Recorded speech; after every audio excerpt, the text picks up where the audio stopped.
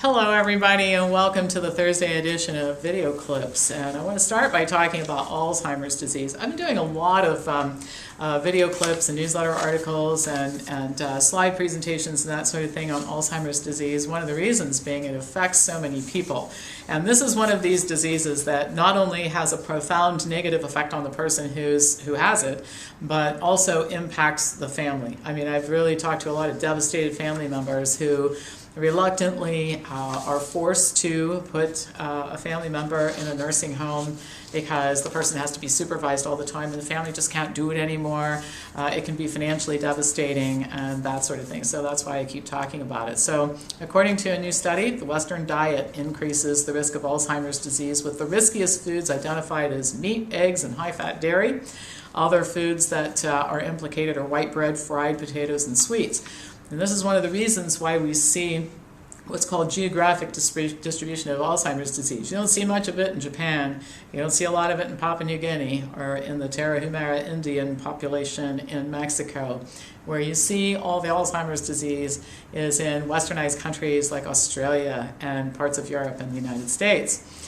Researcher Dr. William Grant said, mounting evidence from ecological and observational studies, as well as studies of mechanisms, indicates that the Western dietary pattern, especially the large amount of meat in the diet, is strongly associated with risk of developing Alzheimer's disease and several other chronic diseases.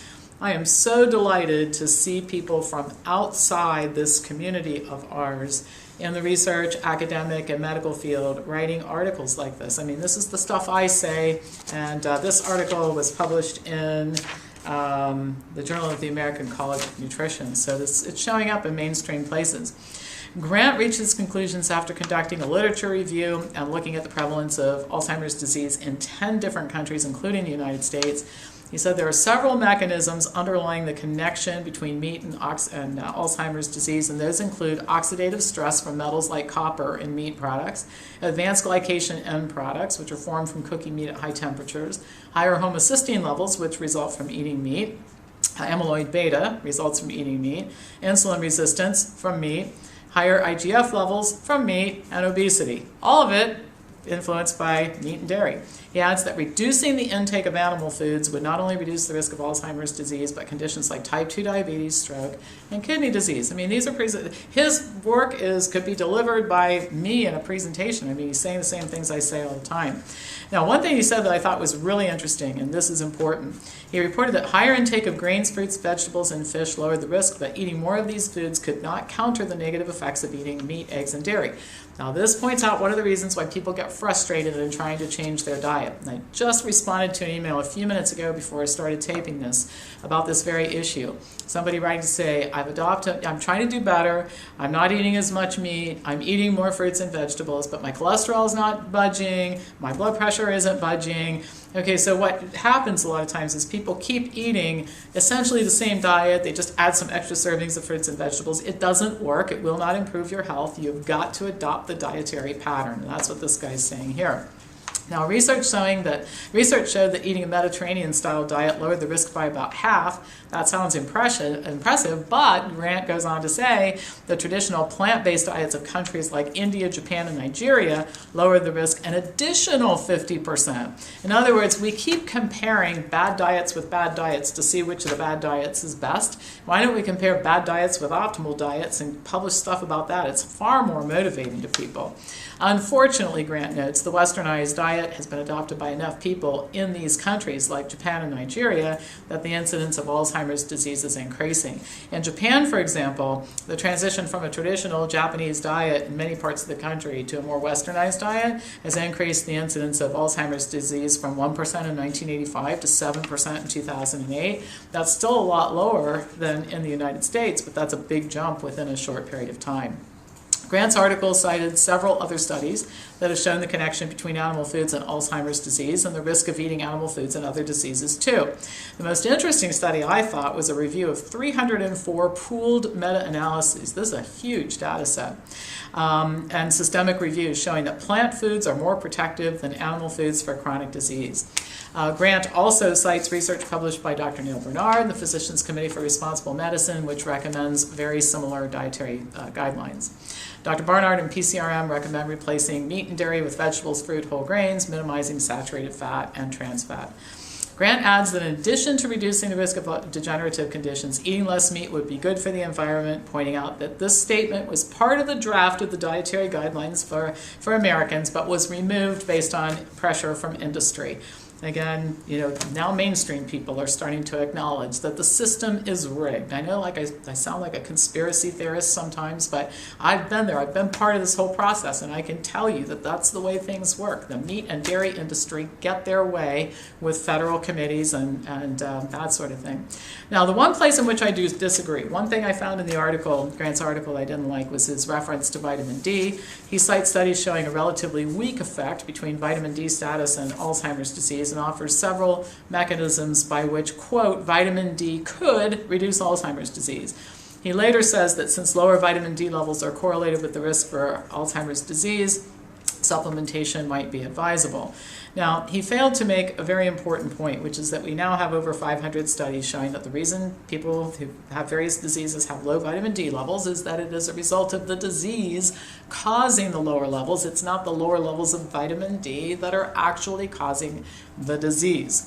And he also doesn't make the point, I think he should have, that the populations who are eating the optimal diets, these plant-based diets like in Japan and in Nigeria, they have better health, so their vitamin D levels are going to be higher because their health status is better. So I've talked about that so much, I just wanted to point it out in case any of you go to the original article and read it. I just wanted to let you know I disagree with that point.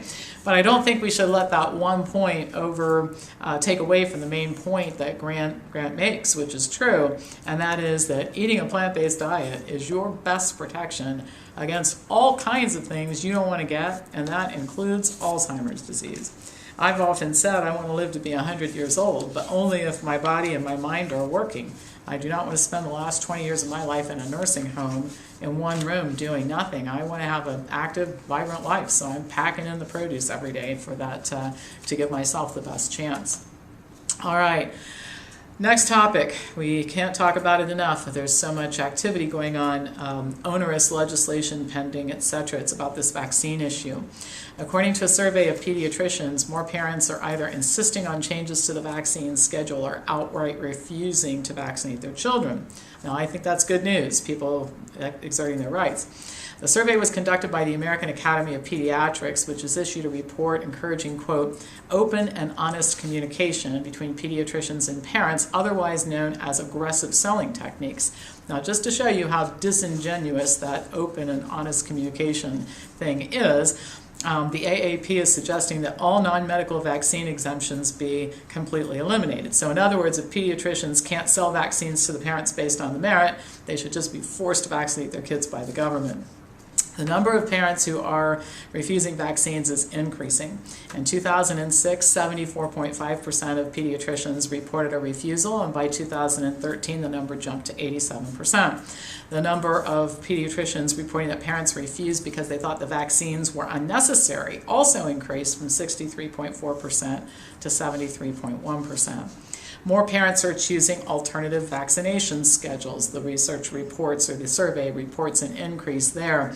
And overall, 18.7% of parents are choosing to delay at least one vaccine. Now, the number of pediatricians who are kicking families out of their practice is increasing. It was 6.1% in 2006. It's now 11.7% in 2013. Pediatricians say that the main reasons are lack of trust and concern for the safety of other patients. But pediatricians are really good salespeople. They report that they're able to talk 31.9% of parents who initially refuse vaccines back into vaccinating their children. The good news is still 70% of parents can't be swayed and are still doing what they think is right for their children. Now, a report based on the survey findings gives lip service to the idea that pediatricians should acknowledge and address parental concerns, stating that it is the job of the pediatricians to tell parents that vaccines are safe and effective. The report instructs pediatricians to, quote, Provide scientifically based and balanced information when these questions are asked. But the message is really clear. The goal is to coerce parents into vaccinating their children, which is difficult to do, actually, if you present scientifically based and balanced information. The report cites a survey showing that under half of pediatric residents are given training and communication strategies, otherwise known as sales skills. I hate to sound like the cynic here, but that really is what it is, for convincing parents about vaccines. But 80% of residents say what they really want education about is adverse reactions to the vaccines. Now, I think we can rest assured that there will be more training in how to sell vaccines, not so much training in the adverse reactions to vaccines, because we all know that when open-minded doctors start to read the evidence, their enthusiasm for vaccines cools off quite a bit. And some sales training is included in this report also. One of the things that the report says is that if you want to be really convincing, one thing that you can say to parents is that I just want you to know that my own children and my grandchildren are fully vaccinated. So again, it's all about sales skills. I used to be a sales trainer. That's how I know sales skills when I see sales skills, because this is what I used to teach people how to do to sell products. In a separate statement, the AAP said that there should be no non-medical exemptions for children entering school or child care facilities, and calls on the states to, quote, use their public health authority to force parents to vaccinate. Now, let me tell you how you can keep that from happening. Go to the polls this November and vote anybody out of office who isn't on board with keeping freedom in America so that people can decide what they want to do with their own children. The message from the AAP, in my opinion, is very clear.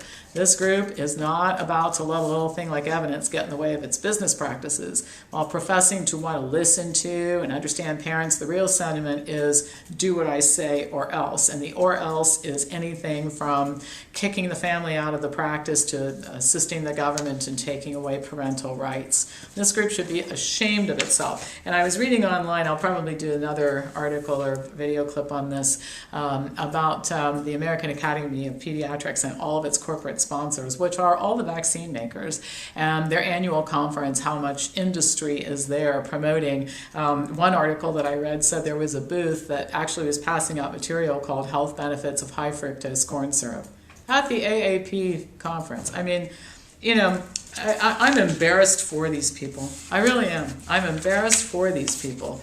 And there's no end to the level of distress I feel about this type of thing, but that's what motivates me to get up here every Tuesday and Thursday and give this information to you. All right, as usual, pass this on to anybody who you think might enjoy watching it, and I'll be back to you next week with more news.